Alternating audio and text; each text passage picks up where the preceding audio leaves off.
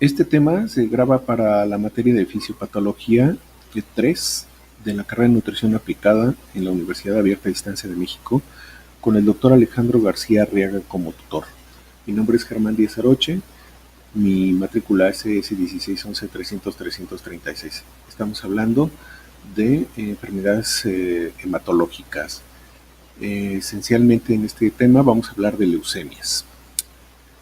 Cuando hablamos de leucemias, nos estamos haciendo referencia a una serie de patologías cuyo común denominador es la malignización de los leucocitos involucrados en la médula ósea, los leucocitos circulantes y otros órganos del sistema inmunológico como el vaso y los ganglios linfáticos. Si bien la etiología de estas leucemias no es del todo clara, puede obedecer a factores de riesgo tales como exposición a radiación ionizante o sustancias químicas como el benceno, tratamientos previos antineoplásicos por otros tipos de cáncer, infecciones por virus como el linfotrópico T humano 1 y 2 o el virus Epstein-Barr, por translocaciones cromosómicas o bien por enfermedades autoinmunitarias preexistentes. Todos los tipos de leucemia comparten procesos fisiopatológicos comunes como la transformación maligna de células madre pluripotenciales, las cuales afectan en ocasiones a células madre especializadas, a la proliferación anormal, a la expansión clonal y la disminución de la apoptosis.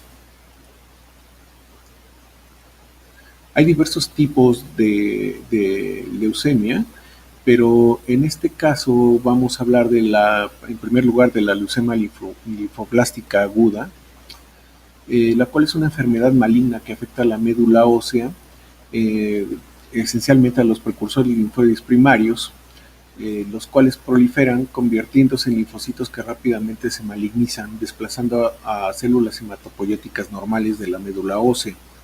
Es el tipo más común de cáncer de células sanguíneas. Su fisiopatología tiene que ver esencialmente con el desarrollo temprano de las células precursoras linfoides, las cuales se acumulan en la médula ósea desplazando y destruyendo a las células normales que producen glóbulos sanguíneos normales. Estas células son transportadas por el torrente sanguíneo a prácticamente todo el cuerpo, donde se acumulan y continúa su crecimiento y división, precisamente por efectos de la falla de la apoptosis. Producen anemia, trombocitopenia y neutropenia, aunque en menor grado que la leucemia mieloide aguda. Afecta principalmente a los niños entre los 2 y los 15 años, aunque puede afectar a cualquier persona, y tiene un incremento de incidencia a partir de los 45 años. Otro tipo de leucemia es la leucemia mieloide aguda.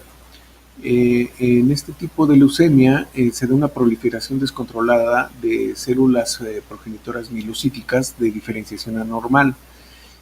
Tienen una supervivencia prolongada por la apoptosis, por el fallo de la apoptosis, mejor dicho, se malignizan generando una alta cantidad de células sanguíneas inmaduras circulantes, las cuales reemplazan a las células normales de la médula ósea por células malignas.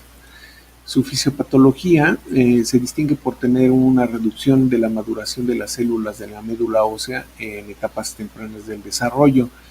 Esto resulta en 2 estadios de la enfermedad. El primero de ellos, una producción de células sanguíneas normales disminuida, marcadamente provocada, lo cual provoca anemia, trombocitopenia y neutropenia.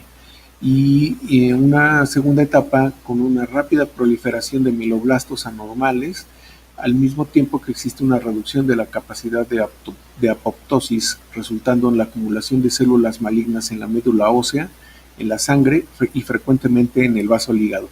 Este tipo de cáncer aparece como un cáncer secundario posterior a tratamientos de quimioterapia y radioterapia por otros tipos de cáncer diferentes. Afecta principalmente a adultos mayores de 50 años, aunque existe un subtipo de la leucemia premielocítica aguda, de los cuales se da un 10 o 15% de todos los casos y afecta a poblaciones de menor edad con una media de inicio de 30 años.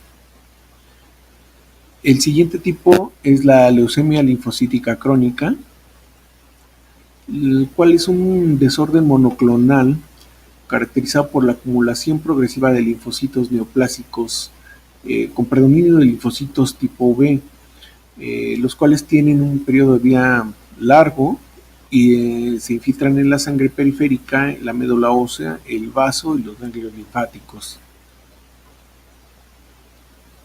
Afecta principalmente, como decíamos, a los linfocitos B, CD5, los cuales presentan transformación maligna y se acumulan inicialmente en la médula ósea, aunque se diseminan rápidamente en ganglios linfáticos, tejidos linfoides, en donde causan hepatomegalia y esplenomegalia.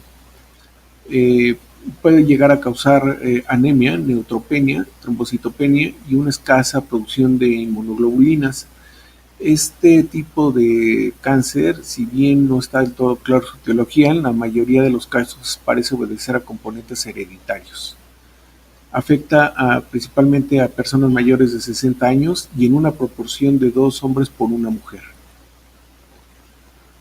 Por último, la leucemia mieloide crónica, el cual es un desorden mieloproliferativo caracterizado por la transformación maligna de una célula madre pluripotencial que conduce a una sobreproducción de granulocitos inmaduros.